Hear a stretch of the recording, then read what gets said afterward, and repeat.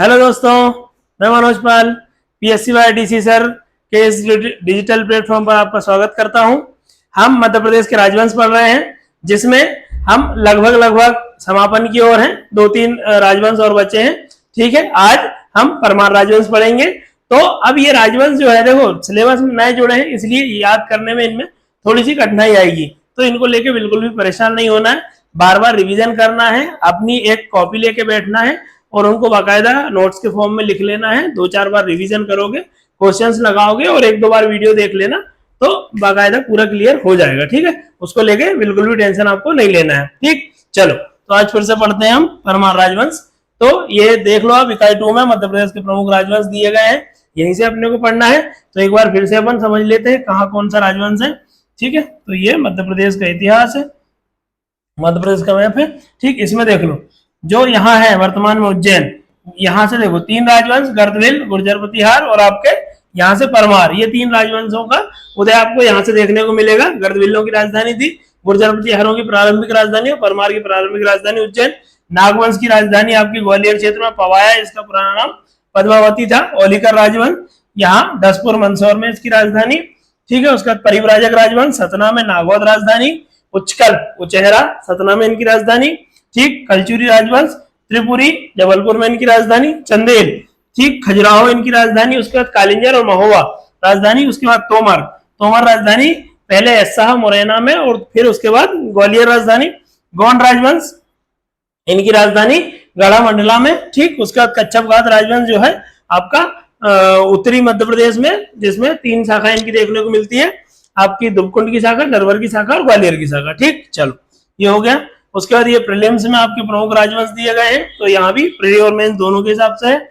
ये नए वाले मैप में देख लेना कहाँ है। तो आज परमार राजवंश पढ़ने वाले। ठीक, देखो अब जो परमार राजवंश है, उस समय उत्तर भारत में पूरे क्या हो रहा है, साम्राज्य दक्षिण भारत में भी है, लेकिन विशेषकर उत्तर भारत में पूरे जो है राजपूत राजवंश शासन कर रहे हैं यहाँ की जगह। ठीक है, तो अपन ने जो अभी देखा था कि गुर्जर प्रतिहार वाले में राजपूतों की उत्पत्ति कैसे हुई है, स्वदेशी मत भी देखे, विदेशी मत भी देखे। फाइनली जो है आधुनिक मत जो है वो उनको स्वदेशी मत के रूप में स्थापित करता है कि राजपूत जो है भारतीय वर्ण व्यवस्था का ही हिस्सा है और भारतीय जो है उन नस्ल से ही उनकी उत्पत्ति हुई है। ठीक, जिसमें हम प्रमुख रूप से देखो, यहाँ कलचुरी है, ये आज हम पढ़ने वाले हैं, ये परमार यहाँ की जगह स्थित है। इनकी पहली राजधानी वो होती है उज्जैन। उसके बाद धारा नगरी को राजा भोज अपनी राजधानी बना लेते हैं। उसके बाद यहाँ आप थोड़े ऊपर जाओगे, उत्तरी मध्य प्रदेश बुंदेलखंड साइड, वहां की जगह चंदेल देखने को मिलेंगे। यहाँ चाहमान है, जिनको आप चौहान के नाम से जानते हो। ठीक, और जो आपके पृथ्वीराज चौहान है वो यहाँ के प्रमुख शासक होते हैं। ठीक है, उसके बाद यहाँ गुर्जर प्रतिहार, गुर्जरात्रा क्षेत्र में मध्य प्रदेश में भी इनकी राजधानी रही है। ठीक, उज्जैन और दूसरी राजधानी इनकी कन्नौज। ठीक, उसके बाद यहाँ गढ़वाल रहते हैं, गढ़वाल जयचंद जिनका शासक था वो। ठीक, उसका दक्षिण भारत में आओगे आप, यहाँ पूर्व के गंग है। ठीक है, ये काकती है यहाँ पे तेलंगाना वाले रीजन में, आंध्र प्रदेश में।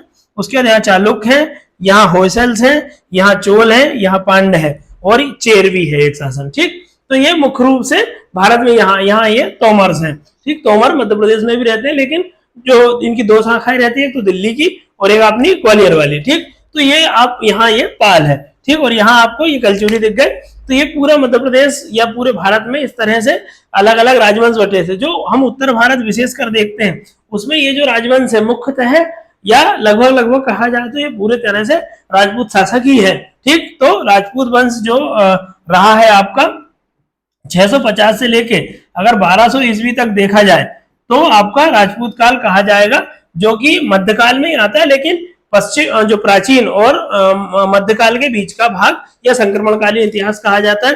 कुछ इतिहासकार इसको सामंतवादी इतिहास या सामंत काल भी कहते हैं। ठीक, सामंत काल, क्योंकि इस समय जो राजवंश है वो एक बड़े राजवंश के अधीन छोटे छोटे राज्यों में चली आ रही व्यवस्था थी कि एक राजा होता है, उसके अधीन छोटे राजा जो एक बड़े भूस्वामी के क्षेत्र के रूप में जाने जाते थे। उसके नीचे फिर क्या होता था कि और जो सामंत होता था वो अपने नीचे भी अन्य सामंतों को नियुक्त कर देता था।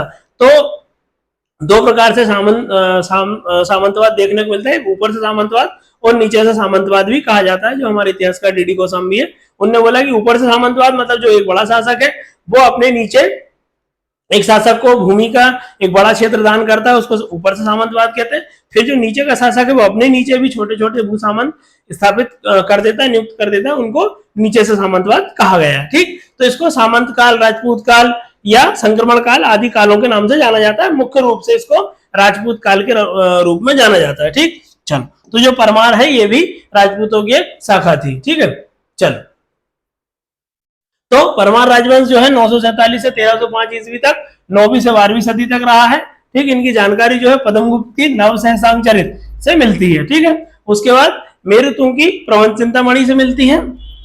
उसके बाद अलबरूनी, फरिश्ता, अबुल फजल आदि के विवरणों से भी इनकी जानकारी मिलती है। ठीक, उसके बाद पृथ्वीराज राजसों में चंद्रबरदाई जो है ने परमार राजपूतों की उत्पत्ति आबू पर्वत पे, जो ऋषि वशिष्ठ है वो आबू पर्वत पे क्या करते हैं, अग्निकुंड से जो ऋषि वशिष्ठ है, जब हमने देखा है कि परशुराम जी है जो है 21 बार पृथ्वी को क्षत्रियों से विहीन कर देते हैं। उसके बाद जो ऋषि वशिष्ठ है, जो भारतीय जन है, उनकी रक्षा करने के लिए एक यज्ञ करते हैं माउंट आबू पर्वत पे। वहां से क्या होता है, इनकी उत्पत्ति बताई गई है। एक से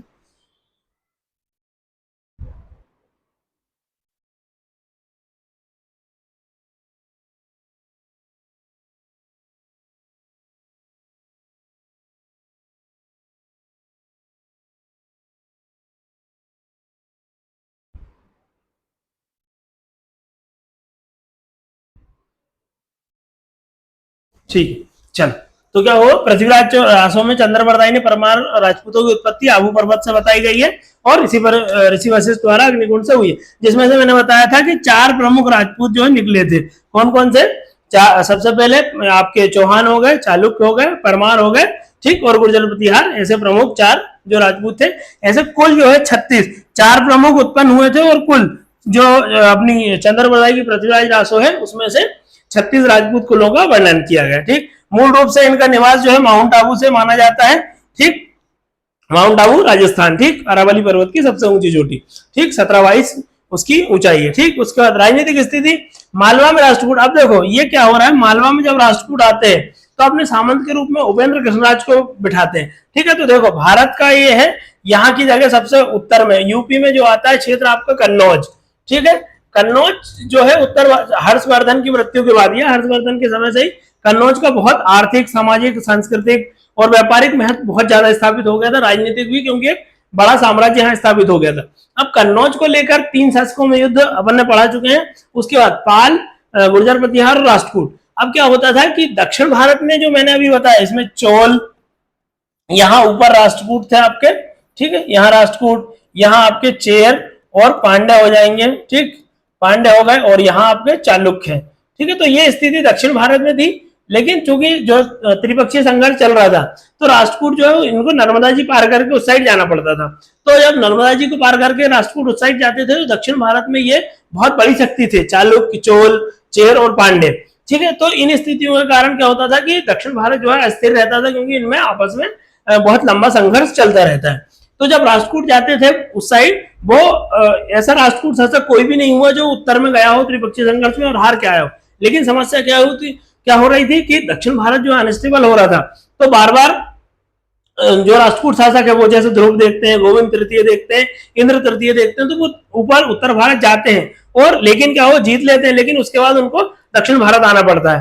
तो फिर इस समस्या का निपटान करने के लिए उस समय जो काल चल रहा था उसको सामंतवादी काल के रूप में भी जाना जाता था। उस समय मालवा के जो एक क्षेत्रीय शासक थे उपेंद्र कृष्णराज, तो उनको राष्ट्रकूटों ने बोला कि पूरे मालवा का अधिकार जो है राष्ट्रकूटों ने जब जीता गुर्जर प्रतिहारों से मालवा, तो राष्ट्रकूटों ने किसको, उपेंद्र कृष्णराज, उपेंद्र या फिर कृष्णराज दोनों ही नाम मिलते हैं, तो एक ही नाम याद रखो, उपेंद्र कृष्णराज, है ना। तो मालवा को सामंत के रूप में वो स्थापित कर देते हैं। ठीक, तो अब इसमें कौन कौन शासक रहते हैं देख लेते हैं। ठीक, तो समझ गई है, मालवा में राष्ट्रकूटों के सामंत के रूप में कौन, परमार के जो शासक हैं उपेंद्र कृष्णराज, वो शासन प्रारंभ करते हैं। तो उपेंद्र कृष्णराज पहले शासक होते हैं। इंपॉर्टेंट शासक है हर्ष या द्वितीय या सियक द्वितीय, या इनको श्री हर्ष भी कहा जाता है।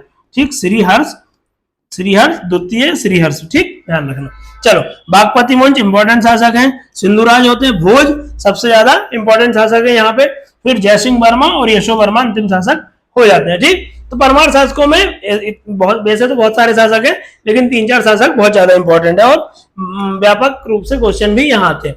तो उपेंद्र कृष्णराज देख लो, ठीक, ये संस्थापक रहे होते हैं। और राष्ट्रकूटों ने जब मालवा जीती त्रिपक्षीय संघर्ष के दौरान, तो उस समय मालवा की जो सामंती है वो किसको सौंप देते हैं, यहाँ उपेंद्र कृष्णराज नाम के व्यक्ति को सौंप देते हैं, जो कि परमार राजवंश का यहाँ संस्थापक हो जाता है। और परमार राजवंश की जो पूरे मालवा का उस समय केंद्र था, गर्दभिल राजवंश से ही या उससे पूर्व से ही उज्जैन या अवंती ही पूरे मालवा का केंद्र हुआ करता था। और वहीं उन्होंने राजधानी बनाई उपेंद्र कृष्णराज ने, और वहीं से अपना शासन प्रारंभ किया। ठीक, तो क्या होता है, इसकी पूर्व कहानी बता चुका हूं मैं। 812 ईस्वी में राष्ट्रकूट जो शासक है गोविंद तृतीय ने प्रतिहारों से मालवा जीत लिया। जो गुर्जर प्रतिहार शासक थे उनने मालवा का जो उनका शासन यहीं से प्रारंभ हुआ, तो उज्जैन उनकी प्राथमिक राजधानी थी, तो वहीं से प्रतिहारों से मालवा गोविंद तृतीय ने जीता और किसको सौंप दिया, उपेंद्र कृष्णराज को दे दिया। ठीक, उसकी सामंती कृष्णराज को सौंप दी।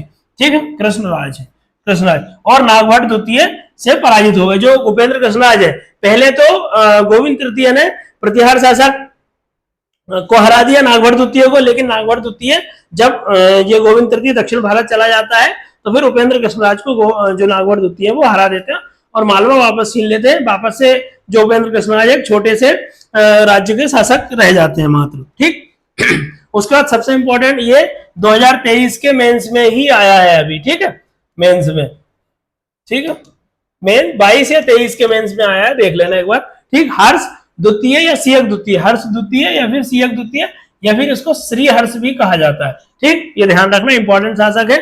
इनकी उपाधि क्या धारण की इन्होंने, सिंह दंत भट्ट, महाराजा धीराज, महामंडलिक चूड़ामणि इनकी उपाधि धारण की। ठीक, इन्होंने क्या किया, जो नवसहसंग चरित है इसके लेखक कौन है, पद्मगुप्त, उन्होंने हूण शासकों को पराजित किया था। जब मध्य एशिया से भारत में हूण आक्रमण हो रहे थे, तो उस समय श्रीहर्ष या सियक द्वितीय ने जो है हूणों को पराजित करके मालवा की यहाँ पे रक्षा की थी। ठीक, उसके बाद राष्ट्रकूटों की सामंती से मुक्त होकर इन्होंने स्वतंत्र सत्ता। अब देखो, पहला शासक तो आपका हो जाएगा उपेंद्र कृष्णराज, लेकिन अगर स्वतंत्र या स्वायत्त शासक की बात की जाए तो वो आपके कौन हो जाएंगे, हर्ष द्वितीय या सियक द्वितीय यहाँ पे हो जाएंगे। ठीक, ये ध्यान रखना। तो इनको पहला स्वतंत्र शासक या वास्तविक शासक भी कह दिया जाएगा। ठीक, ये हो गया। और इनकी राजधानी में क्या चल रही है, उज्जैन चल रही है। ठीक, चल, उसके बाद आते हैं बागपति मुंज, बहुत इंपॉर्टेंट शासक है। ठीक, 972 से लेकर 990 तक इनका शासनकाल रहता है। ठीक, तो इनके समय क्या होता है, जो ये शासक है हर्ष द्वितीय या सियक द्वितीय, इनको एक बालक जो है मुंजा घास वो होती है जिससे रस्सियां बनाई जाती है, उसको मुंजा घास कहते हैं। तो उस घास में पड़ा हुआ मिला था, उसका नाम उन्होंने बागपति रखा। और जो मुंजा घास पे मिले होने के कारण उनका जो उपनाम क्या पड़ गया, मुंज। तो इनको इतिहास में बागपति मुंज के नाम से जाना जाता है, ध्यान रखना। चलो, इनकी उपाधियां क्या थी, अमोघ वर्ष, अमोघ है ये। ठीक, अमोघ वर्ष, श्री वल्लभ, पृथ्वी वल्लभ आदि की उपाधि धारण की। अमोघ वर्ष जो है राष्ट्रकूटों के एक प्रतापी शासक हुए।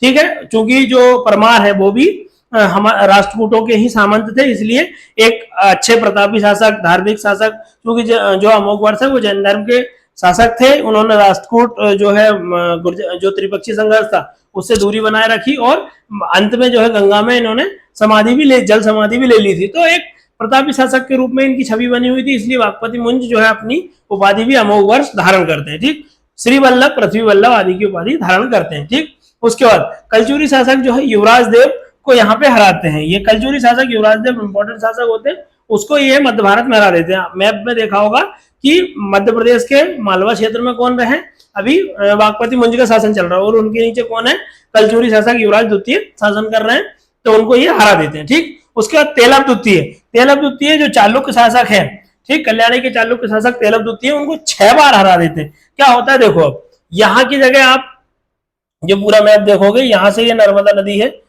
यहाँ से नहीं, ठीक है, यहाँ से अमरकंटक से नर्मदा जी नदी निकल रही है। इसके ऊपर जो क्षेत्र है वो कौन का क्षेत्र है, यहाँ की जगह ये परमारों का शासन है। ठीक, यहाँ की जगह परमार है, लेकिन इसके जो नर्मदा जी है इनकी सीमा बनाती है और यहाँ की जगह कल्याणी के जो है चालुक्य शासन कर रहे होते हैं।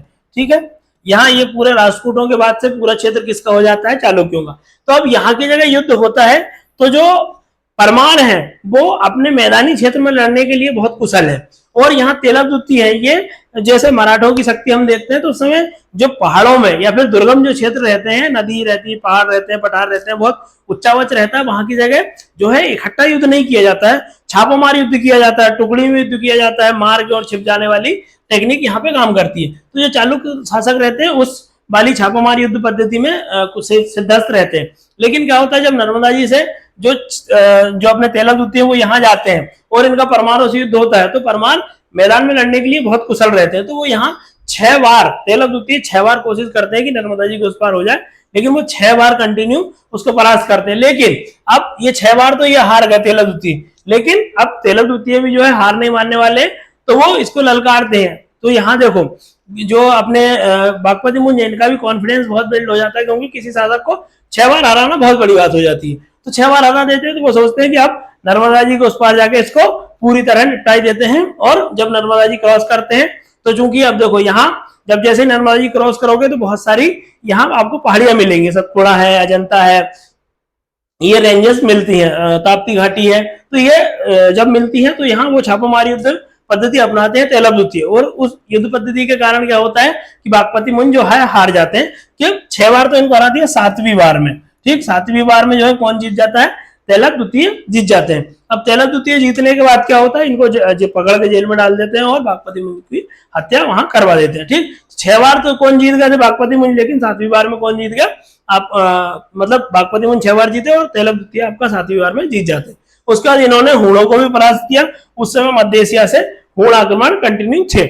उसके बाद वही बताया, तेलक ने इनको 7वीं बार में मुंज को परास्त कर दिया और उनकी हत्या कर दी। इनका जो साम्राज्य है उत्तर में झालावाड़, ये राजस्थान का जो झालावाड़ जिला है वहां तक है। झालावाड़ जो है अपने आगर मालवा से ऊपर साइड लगता है। ठीक उसके बाद दक्षिण में ताप्ती नदी घाटी इनकी, वही नर्मदा और ताप्ती वाला क्षेत्र। उसके बाद पश्चिम में साबरमती नदी तक और पूर्व में विदिशा तक इनका साम्राज्य जो है बागपति मुंज का, मतलब लगभग पूरे मालवा में इन्होंने शासन जो है स्थापित कर रखा है। तो बागपति मुंज जो है इंपॉर्टेंट है, इनके युद्ध देख लेना किस किस से हुए। ठीक चलो उसके बाद आते हैं अब विद्वानों का संरक्षण। अब इनके विद्वानों से संरक्षण कई बार यहाँ से क्वेश्चन आए हुए हैं, तो ध्यान रखना। सबसे इंपॉर्टेंट शासक है जो कि पूरे हमको परमार वंश की जानकारी यहाँ देते हैं, वो है नव सहसांग चरित के लेखक पद्मगुप्त।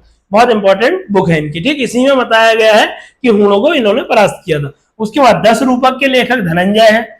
10 रूपावलोक के लेखक जो है धनिक है। उसके बाद हलायुध है, अमित गति है। ठीक दर्शन सार एक बुक है, उसके लेखक देवसेन है। उसके बाद मेरुतुंग की प्रबंध चिंतामणि बहुत इंपॉर्टेंट है। ठीक ये 3-4 बुक जो है बहुत ज्यादा इंपॉर्टेंट है, ये राइटर बहुत इंपॉर्टेंट है। ठीक तो ये इनसे क्वेश्चन जो है पूर्व में भी आ चुके हैं और एमपीपीएससी का ट्रेंड है, आप देखा होगा कि बहुत सारे क्वेश्चन लगभग आप जब 10-15 साल के पुराने क्वेश्चंस लगाओगे तो आप कम से कम 5 से 7 क्वेश्चन या कई बार 10 क्वेश्चन तक भी पुराने 10-15 साल के क्वेश्चन से आप रिपीट पाओगे। तो इनको बिल्कुल भी हल्के में नहीं लेना और अच्छे से बिल्कुल पढ़ना। ठीक तो ये विद्वानों को संरक्षण दिया। तो एक बार और देख लो, पद्मगुप्त, नवसहसांग चरित, उसके बाद धनंजय 10 रूपक और धनिक 10 रूपावलोक, हलायुध, अमित गति ये विद्वान है। उसके बाद देवसेन एक विद्वान है, उन्होंने दर्शन सार बुक लिखी है। मेरुतुंग की प्रबंध चिंतामणि बहुत इंपॉर्टेंट है। ठीक उसके बाद निर्माण, इन्होंने ओमकारेश्वर और महेश्वर में जो मंदिर है उनके निर्माण करवाए। ठीक ऐसा कहा जाता है कि ओमकारेश्वर में जो निर्माण है मानधाता और उनके पुत्र मुचकुंद ने करवाए थे, लेकिन जब ये तो मतलब बहुत पुरानी बात है। ठीक लेकिन जो आधुनिक समय में जो निर्माण है बागपति मुंज ने यहाँ की जगह करवाए, महेश्वर में मंदिर बनवाए। ठीक उसके बाद धार में मुंज सागर झील आपने देखी होगी मांडू में। ठीक मांडू में 2 झील फेमस है, जो आपका जहाज महल है उसके साइड में 2 झीलें हैं, एक तो मुंज सागर और एक कपूर सागर झील है। उसमें से मुंज सागर जो झील है, मुंज बागपति मुंज के नाम पर ही अपने ही नाम पर मुंज सागर झील मांडू में करवाई है निर्माण। ठीक चलो उसके बाद आप सिंधुराज आते हैं। सिंधुराज इंपॉर्टेंट शासक है। इन्होंने नवशशांक जो नवसहसांग चरित के लेखक है उसी के आधार पर अपनी उपाधि रखी नवशशांक, और कुमार नारायण जो है अपनी उपाधि धारण की इन्होंने। ठीक ये मुंज के छोटे भाई थे। चालुक्य शासक सत्याश्रय, ठीक चालुक्य शासक सत्याश्रय को यहाँ पराजित कर देते हैं और हूणों को अंतिम रूप से, आप देखो अब इसके बाद से आपको हूणों के आक्रमण नहीं देखने को मिलेंगे। सिंधुराज के समय में आखिरी आक्रमण होता है हूणों का, और इसके बाद हूण आक्रमण अब नहीं करेंगे। इससे पूर्व जो आक्रमण होने थे हो चुके। ठीक इनकी राजधानी भी जो है देखो, अब यहाँ सिंधुराजी जो शासक है वो अंतिम रूप से उज्जैन की गद्दी पर बैठेंगे। उसके बाद अब जो राजा भोज आएंगे वो राजा भोज अपनी राजधानी कहाँ, धारानगरी पे स्थापित कर लेंगे। तो सिंधुराज जो है उज्जैन की गद्दी पर अंतिम रूप से बैठे। हूणों को अंतिम रूप से हराया। चालुक्य शासक सत्याश्रय और मुंज के छोटे भाई है, इनकी ये उपाधि ध्यान रखना नव सहसांक है। ये नव सहसांक इन्होंने उपाधि धारण की। ठीक चलो उसके बाद अब राजा भोज, देखो राजा भोज पूरे इतिहास में परम प्रतापी शासक है। ये खुद एक बहुत बड़े विद्वान शासक हुए और इनके दरबार में 500 ऐसा आईन अकबरी जो है अबुल फजल की, उसमें लिखा गया है कि जो राजा भोज है उनके दरबार में 500 विद्वानों की मंडली रहा करती थी। और ऐसा कहा जाता है कि जब राजा भोज की मृत्यु होती है तो मतलब सरस्वती जी है वो खुद मतलब ऐसा लगता था कि अबला हो गई है राजा भोज के मरने के बाद, उनकी मृत्यु के बाद, और जो है जो विद्वान है अनाथ हो गए हैं और ऐसा लग रहा है कि बहुत ज्यादा अशोक की स्थिति यहाँ बनी हुई है। ठीक, तो राजा भोज वही राजा भोज है जिसको आप कहाँ राजा भोज कहाँ गंगू तेली वाली कहावत में पाते हैं। ठीक, वही राजा भोज जिसके दरबारों में आप 1500 जो विद्वानों की मंडली पाते हैं। ठीक, वही राजा भोज है जिनके समय में आपको जहाज बनाने के, विमान बनाने के उस समय, ठीक, मतलब भारतीय इतिहास भी बहुत मतलब रिच साहित्य है उस समय का। तो यहाँ ऐसी ऐसी मतलब बहुत बड़े बड़े आविष्कार भी आपको देखने को मिलते हैं। तो राजा भोज बहुत इंपॉर्टेंट शासक है, इनसे कई बार क्वेश्चन आ चुका है, इसलिए इसको विस्तृत रूप से आपको प्री और मेंस दोनों के रूप से तैयार किया है। देखो, सबसे पहले शासनकाल याद रखना है आपको 1010 से 1055। ठीक, सबसे इंपॉर्टेंट उपाधि आपकी है कविराज और नव विक्रमादित्य। देखो, अभी विक्रमादित्य तो सब लोग उपाधि धारण कर रहे थे, इन्होंने नव विक्रमादित्य की उपाधि धारण की है, तो ये अपने आप में इंपॉर्टेंट हो जाएंगे। ठीक, कविराज, भारतीय इतिहास में केवल 2 ही शासक हुए हैं जिन्होंने कविराज की उपाधि धारण की। पहले कविराज कौन है आपके? कविराज होगा राजा भोज। ठीक, कविराज है ना, कौन है कविराज? राजा भोज। ठीक, तो कविराज, पहले कविराज राजा भोज हो गए, और दूसरे कविराज कौन होते हैं आपके? समुद्रगुप्त। समुद्रगुप्त ही अपनी राजधानी जो उपाधि है वो कविराज धारण करते हैं। ठीक, तो पहले जो थे समुद्रगुप्त थे, दूसरे कौन होगा? राजा भोज। बस 2 ही है। एक और उपाधि आपको देखने को मिलती थी, कविराज मार्ग। ठीक, ये उपाधि थी और ये पुस्तक भी थी। किसकी? कविराज मार्ग जो थी अमोघ वर्ष की थी। अमोघ वर्ष राष्ट्रकूट शासक और जैन धर्म अपनाया था इन्होंने, अमोघ वर्ष। ठीक, तो ये इंपॉर्टेंट है। ठीक, कविराज मार्ग, तो भारतीय इतिहास में 2 कविराज होते हैं, एक समुद्रगुप्त पहले, उसके बाद राजा भोज हो गए, और दक्षिण में कविराज मार्ग की उपाधि धारण की बुक भी लिखी किसने? अमोघ वर्ष ने। तो ये ध्यान रखना। चलो, इनकी राजधानी धारा नगरी, वर्तमान में इसको धार के नाम से जाना जाता है। ठीक, उसके बाद इनका राजनीतिक या सैन्य उपलब्धियां, देखो उपलब्धियों से क्वेश्चन आ सकते हैं, 7 नंबर में अलग से क्वेश्चन आ सकता है, राजनीतिक उपलब्धियां, सैन्य उपलब्धियां, सांस्कृतिक उपलब्धियां क्या क्या रही इनकी। ठीक, और एक पूरा क्वेश्चन 10 नंबर में या फिर 7 नंबर में भी आ सकता है कि इनकी जो है सारी उपलब्धियां बताओ। तो एक एक करके देखते हैं अपन। ठीक, तो राजनीतिक या सैन्य उपलब्धियां, कलचुरी शासक गांगेयदेव। ठीक, तो सबसे पहले मैं उसको वो वाला जो आपका आपने सुना हुआ है मुहावरा कहावत कि कहाँ राजा भोज कहाँ गंगू तेली, उसका क्या मतलब है? जो इसमें कहाँ राजा भोज जो है, कहाँ राजा भोज, कहाँ राजा भोज कहाँ गंगू तेली। ठीक, लेकिन सबसे हम इसको जो है उपयोग कैसे करते हैं? वो करते हैं एक अमीर आदमी एक गरीब आदमी के रूप में, कि कहाँ राजा भोज है और कहाँ गंगू तेली, बहुत गरीब आदमी। लेकिन इसका बिल्कुल भी अर्थ ऐसा नहीं निकलता है, मतलब जब ये इतिहास में जैसा बना था वैसा नहीं है। तो इसमें से जो राजा भोज है परम प्रतापी है और विद्वान शासक है। ठीक, उसके बाद कहाँ गंगू तेली, मतलब ये गंगू तेली, जो गंगू है वो गांगे देव है कलचुरी शासक, और तेली जो है इनको क्या बोला है? तेलंग शासक है। ठीक, तेलंग, ये कहाँ के? दक्षिण भारत के शासक है। ठीक, चालुक्य शासक है। तो ये दोनों, गंगू को ने गांगे देव है और तेली किसको बोला है? तेलंग को। तो कहाँ राजा भोज कहाँ गांगे और तेलंग, ये सही कहावत थी। कहाँ राजा भोज कहाँ गांगे और कहाँ तेलंग, तो इसको शॉर्ट फॉर्म में क्या कर दिया गया? कहाँ राजा भोज कहाँ गंगू तेली। ठीक, समझ गए? तो इसमें इन्होंने सबसे पहले हराया कि कहाँ राजा भोज इतने परम प्रतापी विद्वान शासक, और फिर कहा छोटे से साम्राज्य के गांगे देव और दक्षिण भारत के गंगू तेली, मतलब तेलग शासक। ठीक, तेलंग। उसके बाद इन्होंने चालुक्य शासक तेलग को हराया, तेलग या तेलंग भी नाम मिलता है इनका। ठीक, तेलग या तेलंग को हराया। उसके बाद भीमदेव द्वितीय को हराया इन्होंने। उसके बाद यहाँ लक्ष्मीकांत जो कि कलचुरी शासक है, और भीमदेव। अब देखो, जो गांगेदेव है, पहले राजा भोज ने गांगेदेव को परास्त कर दिया, लेकिन गांगेदेव को उत्तराधिकारी या उनके पुत्र होते हैं लक्ष्मीकांत, उन्होंने जो गुजरात के शासक है भीमदेव, इन दोनों ने एक संघ बनाया और मिलकर राजा भोज की नगरी धार पर आक्रमण किया। इस आक्रमण से मतलब इन्होंने बहुत लूटा इसको, जो महल बने हुए थे, किले बने हुए थे, उनको तोड़ दिया। राजा जो है अपने आप को इस समय में कमजोर पाते हैं, उनकी उम्र भी ज्यादा हो गई थी, तो इनकी इसी चक्कर में युद्ध नहीं होता है, लेकिन उनकी मृत्यु हो जाती है। ठीक, उसके बाद उड़ीसा के एक शासक थे इंद्रनाथ, उनको हराया। कोंकण को इन्होंने, कोंकण के एक शासक थे काशीराज। ठीक है, ये गलत लिखा गया, काशीराज।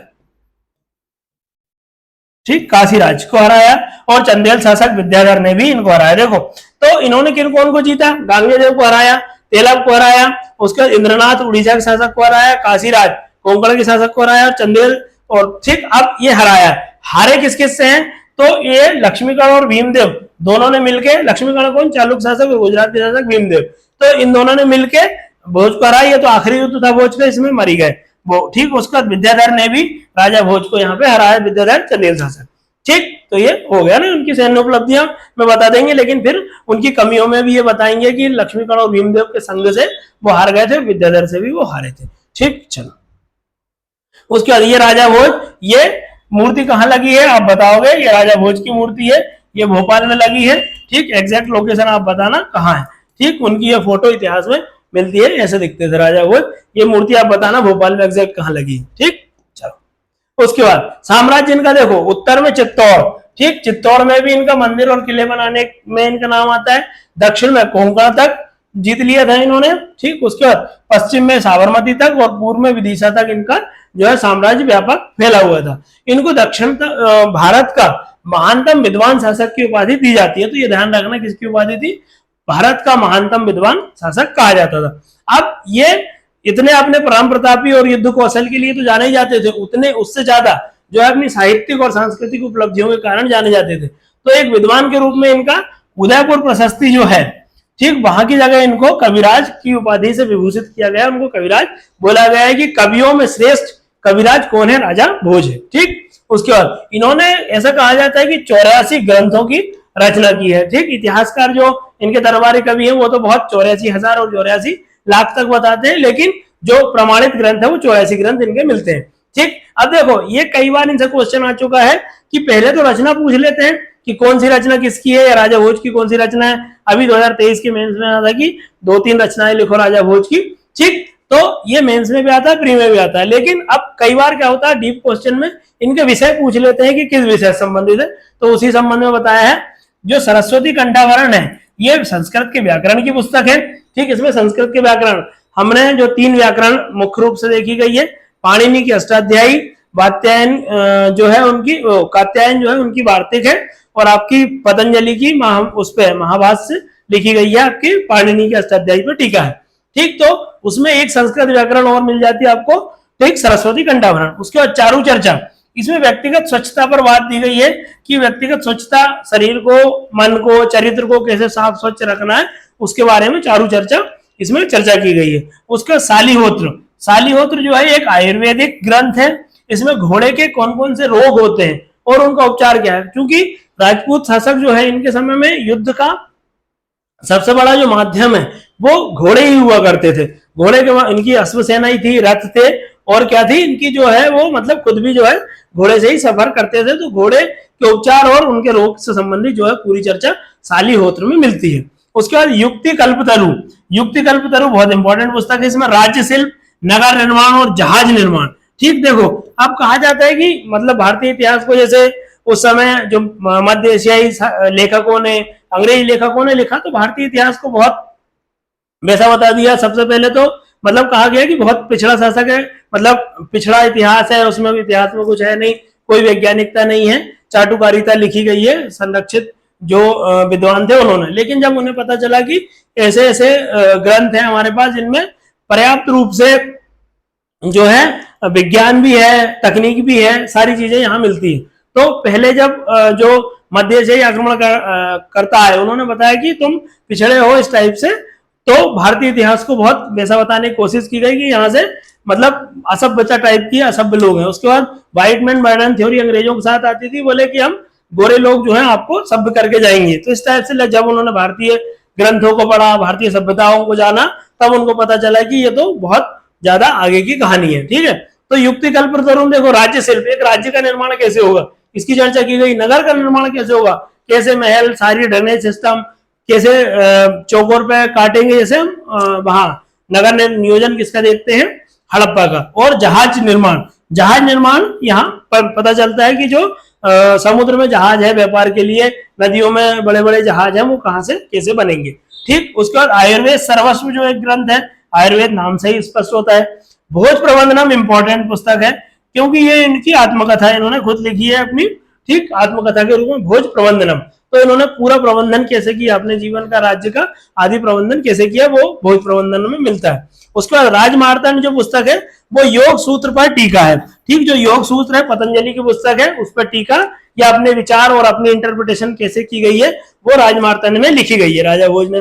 ठीक, तो ये क्वेश्चंस प्रीवियस ईयर से भी लिए गए हैं जिनमें इनके विषय से पूछा गया है। ठीक है, उसके बाद अन्य पुस्तकें भी है, तो इनके 84 ग्रंथों में कुछ पुस्तकें यहाँ मिलती है, जैसे तत्व प्रकाश है, सर्व सिद्धांत संग्रह, भोज चंपू, चंपू रामायण, विद्या विनोद, गोविंद विलास, श्रीनगर मंजरी और शब्दानुशासन, ये भी व्याकरण से संबंधित पुस्तक है, आदि पुस्तकें मिलती है। तो इनके सब्जेक्ट को ध्यान रखना, अभी पुस्तकें तो आपको याद होंगी, पहले से पढ़ा होगा तो, और साथ ही इनके विषय भी अब पूछने लगे हैं। ठीक है, चलो ठीक। अब विद्वानों को संरक्षण, तो इनके जो अभी पिछले साल ही शायद 20 या 21 के प्री में क्वेश्चन आया था कि धनपाल किसके दरबार में रहते थे जिन्होंने जैन धर्म का जो है ग्रहण कर लिया था, तो ये धनपाल इनके विद्वान हुए। ठीक, तो इन विद्वानों को संरक्षण जो आईने अकबरी है उसमें कहा गया है कि राजा भोज के दरबार में 500 जो विद्वान रहा करते थे। ठीक है, 500 विद्वानों को बताया गया कि पूरी एक मंडली यहाँ रहती थी। ठीक, तो धनपाल जो है इंपॉर्टेंट है, इन्होंने तिलक मंजरी जो है ग्रंथ लिखा है और बाद में इन्होंने जैन धर्म को जो है ग्रहण कर लिया था, तो ये इससे ही रिलेटेड क्वेश्चन बना था। उसके बाद भास्कर भट्ट है, राजा भोज ने इनको विद्यापति की उपाधि दी थी। ठीक, भास्कर भट्ट को। उसके बाद दामोदर मिश्र है, इन्होंने एक नाटक लिखा हनुमान नाटक। ठीक, दामोदर मिश्र ने। उसके बाद उबट वैदिक साहित्य के ये टीकाकार थे, जो वैदिक साहित्य वेद है, पुराण है आदि पे इन्होंने अपनी टीकाएं अपनी तरफ से इंटरप्रिटेशन यहाँ लिखी है। ठीक, और एक दसवाला है, ये दरबारी कवि थे, ये बाकी अन्य कवि थे। एक प्रमुख कवि जो होता है उसको दरबारी कवि या राजकवि के रूप में जाना जाता है, वो कौन थे, दसवाला थे। ठीक, चलो अब स्थापत्य में, तो स्थापत्य में उन्होंने क्या क्या निर्माण किया, क्या क्या उनसे संबंधित है वो देखते हैं। तो बहुत जो है बहुत ज्यादा बड़े बड़े जो निर्माण कार्य इस समय में हुए। तो सबसे पहले आती भोजशाला। भोजशाला धार में है और अभी जो है सर्वे चल रहा है। भोजशाला विवाद कई वर्षों से लंबित पड़ा हुआ है, अभी सर्वे चल रहा है, क्या है पूरी कहानी इसको देखते हैं। ठीक, तो भोजशाला जो है सबसे पहले 1034 में राजा भोज द्वारा निर्माण किया गया था। ये क्या था, एक संस्कृत का महाविद्यालय अर्थात कॉलेज था ये।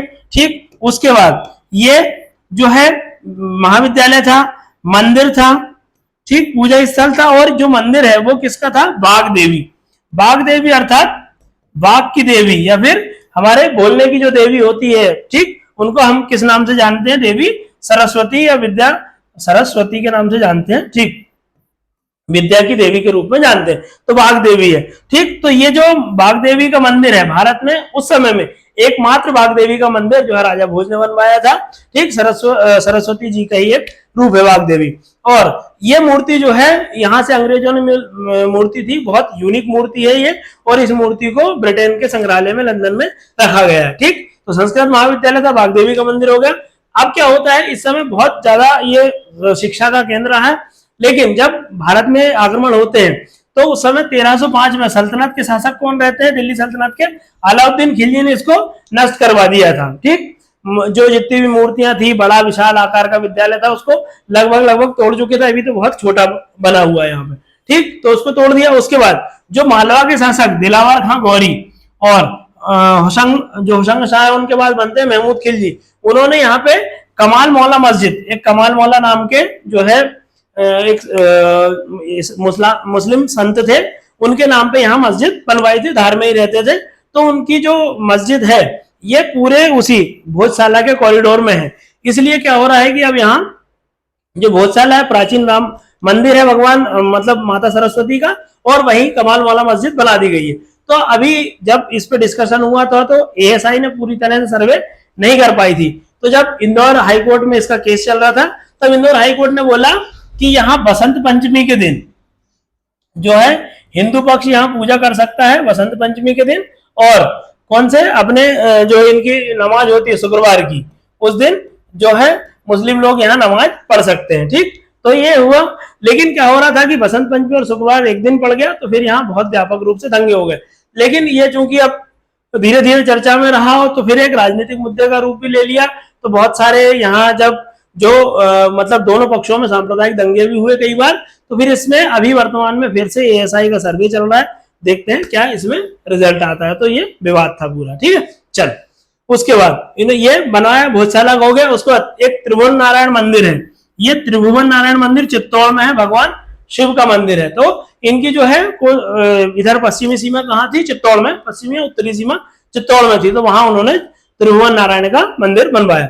उसके बाद केदारनाथ मंदिर उत्तराखंड में, ऐसा कहा जाता है जो केदारनाथ मंदिर बहुत प्राचीन बताया जाता है, लेकिन उसका निर्माण कहा जाता है कि जो है राजा भोज द्वारा ही निर्मित करवाया गया। ठीक, ये हो गया भोजशाला और ये मंदिर। ठीक, तो भोजशाला याद रखना, अभी वर्तमान में सर्वे ही चल रहा है और विवादित भी है। उसके बाद भोजेश्वर मंदिर या भोजपुर का मंदिर, भोजेश्वर मंदिर या भोज के ईश्वर अर्थात भगवान शंकर के रूप में जाना जाता है। ये अभी 2023 के मेंस में इसके स्थापत्य कला के संबंध में मेंस में क्वेश्चन आया है। ठीक है, 5 नंबर का क्वेश्चन। ठीक, तो भोजेश्वर मंदिर या आप इसको भोजपुर मंदिर के रूप में जानते हो, ये रायसेन में पड़ता है। देखो भोपाल से पास है लेकिन रायसेन में है। यहाँ जैसे ही आप मंदिर जाओगे तो वहीं से सामने से एक नदी बहती है। कौन सी नदी है वो? बेतवा नदी। ठीक, इसको पूर्व का सोमनाथ कहा जाता है और ये विश्व का सबसे बड़ा शिवलिंग है। कहा जाता है कि ये पूरे नीचे से लेके ऊपर तक 18 फीट का जो है शिवलिंग है यहाँ। ठीक, तो विश्व का सबसे बड़ा शिवलिंग है पूरे भारत में और दुनिया में। कहीं भी अगर शिवलिंग की पूजा होती है उनमें सबसे बड़ा शिवलिंग यहाँ अपने भोजपुर का है। ठीक, और पूर्व का सोमनाथ है, मतलब जैसे सोमनाथ की जितनी प्रतिष्ठा है वही वैसे ही मालवा में या मध्य भारत में जो है सोमनाथ के रूप में भोजेश्वर या भोजपुर मंदिर की है। बेतवा नदी के किनारे है और ऐसा इसमें लाल बलुआ पत्थर है, आपने देखा ही होगा, इसको लगे तो सर्च करके देख लेना। तो ये लाल बलुआ पत्थर से निर्मित है और ऐसा भी मतलब दंत कथाएं हैं कि मंदिर जो है एक रात में ही निर्मित हो गया था। ठीक, और मंदिर जो है अभी अधूरा बना हुआ है। इसमें देखा होगा आपने, शिखर इसका बहुत ज्यादा है नहीं और एक मतलब छोटा सा ही केवल जो मुख्य गर्भगृह है वही है।